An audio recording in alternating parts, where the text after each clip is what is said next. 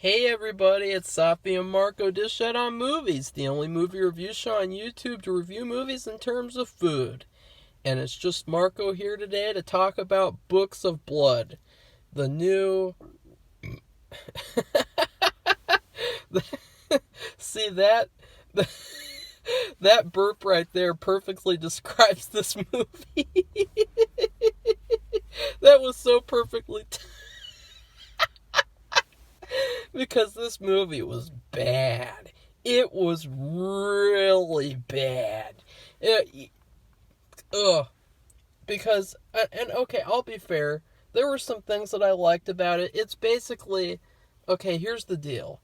I'm not trying to imitate someone else who says that, but I wanted to make sure of that too. But here's the thing. Okay, so this movie is another adaptation of Clive Barker's Books of Blood series that he did, and they already made a Book of Blood movie a couple of years ago, I think in like 2009, something like that, and it was god awful. If you go back and watch that review, I was extremely upset for a lot more reasons even than the actual movie, because the movie was just sickeningly bad, very exploitative, very just trash. It was. I really think it's probably the worst movie I've ever seen, and I just got through watching 10 full moon movies, so that should say something. Because this movie, it was terrible, and then you have this movie, and it's all happened in the same year. I mean, what's the coincidence of that? All of this happening in the same year, seeing these two movies, the original and the new one. And this new one, it has all those modern horror movie tropes, quote unquote horror, I should say, because it's really not real horror. Because the movie, it has jump scares, it has horrible CGI, it has a superficial narrative that has nothing to it, it has cringy dialogue, like a lot of the dialogue from the 2009 movie, specifically when it came to the second story. A lot of that dialogue was recycled. God, it was so bad. It was so bad. And I gave it a chance. Like, I mean, if it was good, I would have been really happy. I would have been like, "Oh, wow, at least the newer one was better." But no. It was just as bad as that other one. But I have to say the first story started out promising. I mean, I'd like to also talk about the acting, because the acting in this movie seemed to get worse and worse as the movie went along. It started out, you have this great acting from, well, at least great, I mean, in terms of this movie. It was okay. From the main actress, Britt Robertson, which I found out her name just to do this review because I thought she was doing a good job. And I thought it was funny because I found out, little did I know, she's actually from a movie I've seen before countless times as a kid. I used to love renting this crappy movie from Hollywood Video called The Ghost Club. And she starred in that movie. And so I thought it was hilarious. I didn't even recognize her. I wasn't even, like, that wasn't even in my mind. And so I can't believe that now she's in this, like, big horror movie. It's pretty unbelievable if you ask me. And she does a great job in this movie compared to everybody else. And she really was a good main character. And so, yeah, and that movie was kind of the same thing, too. I mean, it was also about a ghost, and it was about this ghost who wanted to tell her story, and she had this stupid bracelet or something, and it's just... this is not a Ghost Club review, though. This is a Books of Blood review. And other than that, though, the first story, it takes up, like, over half of the film. I mean, it goes on and on and on to the point of where I just kind of wish it was about that story instead of telling three different stories. And the parents, there are these two parents that are in it. Basically, It's about this girl with anxiety, and she runs away from her real family and stays with these two parents, and they did a good job too. I like them. And basically it's kind of like a Get Out plot. I mean, it's that same type of thing where she's in this suspicious new environment, and it's like, uh-oh, what's going on? It seems so normal, but there are these little weird things, and and the resolution was stupid as hell. It was stupid already, and then at the end of the movie it comes back and it gets even more stupider. I won't even talk about that though. It was trash at that end. The very ending of the movie, it was such a shitty ending. It felt like such a waste of time. I think well, I'll talk about that in the spoilers. And then you get to the second story, which actually reimagines the same story we've already seen in that shitty 2009 movie.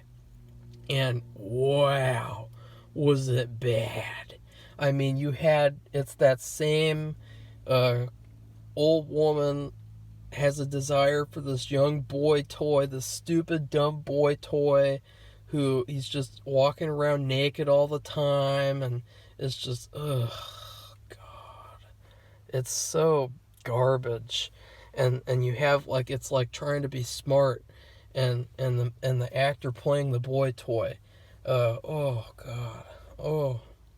And it tries to take, like, a different approach, where it's more so like a revenge type of story, where well, I won't say what happens, but I kind of like that idea, that it would become a revenge story, because in the other movie it was like a romance, like a creepy dark romance between, like, it was cringe. It seemed like it was written by a 50-year-old woman who is a big fan of 50 Shades of Grey or some stupid shit like that. And this movie kind of felt the same, but at least it did try to do something different, but it failed. And then the last story, which wasn't even a story at all, was really just these two guys looking for the Book of Blood. Just, God, that was bad. It wasn't even really a story at all. It was just something that ends up tying the stories together. And that was probably the worst one, because it had no point. It wasn't even a story, and it was just bad. There were lots of jump scares in this movie too, with those stupid loud noises that they put in, and I thought that was awful and lazy and terrible. And there was lots of horrible CGI in this movie. I mean, constantly you have this fake looking CGI, especially the part where we actually see the Book of Blood getting made. Oh God, did that look terrible. And speaking of the Book of Blood, I have a lot of problems with that concept. I think it's stupid as hell. I think that it's a good idea for a drawing. Like, I think that it makes a good image to see, like, someone with all the writing all over them, all that kind of stuff. It's a good idea for a drawing, but as a story, as an actual, like, oh, all these ghosts came to tell their story and they write it all over him by cutting into him, it just doesn't make sense. Because you look at what they write, and it's like this cryptic shit, like, Mommy, I woke up, or like, Mommy, I can't sleep, tired, hungry, I am girl. Like, it's nonsensical. And so it's like, what's the point of telling your stupid stories if no one knows what it actually is? Like, it's basically the equivalent of a really bad art house film that you can interpret whatever you want, type of shit. And there's no names, there's no dates, there's no important information like that. Just stabbed, hungry, tired. Like, it's just, you can't even read it too. Like, it's so small writing, and then there's other writing that's big. It's just so stupid. And then you have the fact that there's so much blood coming out of the guy that, like, how can you read it? There's blood. He's bleeding. And it's like, it's just so stupid. And the way that it was written too, the way that they make it look like the ghosts are writing. It doesn't even look like they're writing. It looks like it's just appearing on there. You know what I mean? Like it's just fading in on there and just appearing. It did not look like it was written. If you would like to see the same effect done well, I would suggest Harry Potter and the Order of the Phoenix. Harry gets in trouble and he's got to write uh, on this piece of paper, and then it turns out this bitch teacher put a spell so that the writing actually cuts into his hand, and that actually had that effect of like, oh god, that looks painful, it's disturbing, it's abusive, it's like, ugh. And I thought like, this movie just trash. And the biggest problem is the fact that it really just feels like another one of those generic modern quote horror things. It doesn't feel like its own unique thing. Uh, I'm not going to give any compliments to that piece of shit 2009 Book of Blood movie, but okay, I'm not even going to say anything nice because fuck that movie, seriously. But yeah, overall, the things that I liked Britt Robertson. I liked the two parents. I liked, I was enjoying the first story kind of, mostly because it was an actual story. But it really fell into also a lot of those anthology movie tropes that I hate so much. You know, I really am not a fan of anthology movies because they all end the same. You know, they all have the same types of endings. They're all the same types of stories. You know, they're so predictable and bad. And it was the same for this movie. I would rate this movie overall another shit sandwich, honestly, because that second story was really giving me, like I'll say, like it was giving me PTSD from watching that other movie. It was that bad, and it was just all coming back. You know, the boy toy stuff. This woman who's like this like evil, gross woman, and like just really really bad. And then they added this whole other stupid plot where she had like a dying son and all that crap, and it was just, god, it was terrible. And and so yeah, shit sandwich. And then I will say though, I'll rate it a shit sandwich with a vanilla milkshake. And the vanilla milkshake represents that whole first story before the ending, obviously. And of course, when you get to the ending, that's after you eat the shit sandwich and you're drinking the shake and you can still taste that shit sandwich.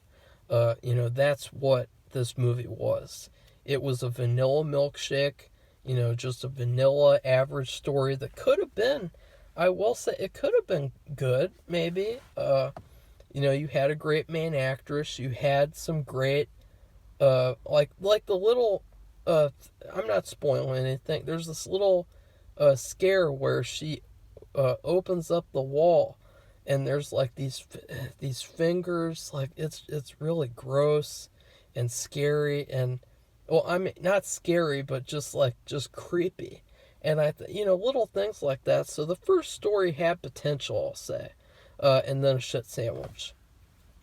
And for spoilers, the ending is where the movie really got garbage. It really rushed to end because it was so boring too. Like even though it was rushed at the end, it was super boring. I was like checking the time all the way up until the last minute of the film.